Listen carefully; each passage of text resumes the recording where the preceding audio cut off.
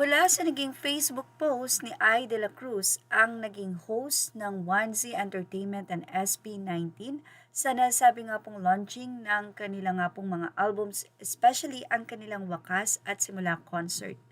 Sa nasabing post, ipinahagi ni Miss Ai ang ilang mga photo, screenshots sa nasabing live ng Weavers.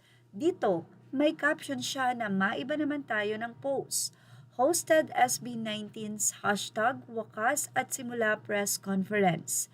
That unexpectedly became a slight album listening party, which was live streamed on Weavers.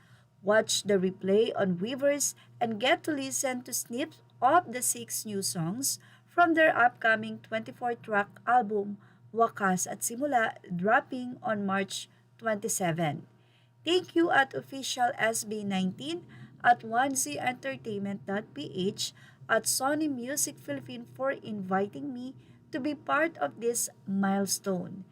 Hashtag SB19 Wakas at Simula, hashtag SB19, hashtag SB19 Was.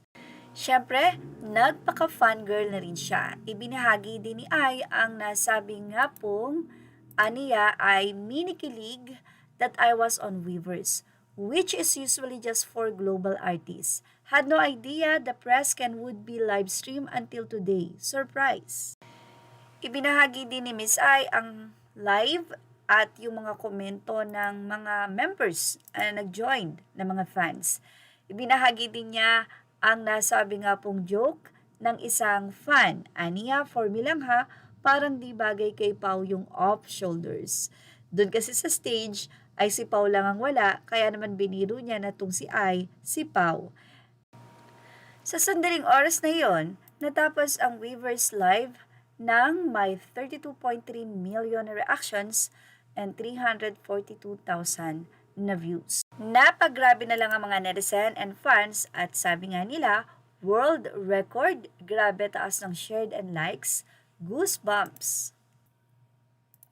Sa pagbabahagi nga na ito ni Miss Ai de la Cruz sa kanyang Facebook ay nagkaroon ito ng 5.4 thousand na reactions, 55 comments, and 111 shares. Ilan sa mga naging komento ng mga fans ay wow, lahat nakangiti at napakasayang makita kayong lahat na magkakasama. Noipi, hahaha, pogi visa post na, hindi na yung naka-side view with hands on the legs, hahaha. At yan ang ating maagang update. Tumutok lang po for more. Please like, share, and subscribe. Images are all credit to the rightful owners. Thank you for watching Showbiz Now.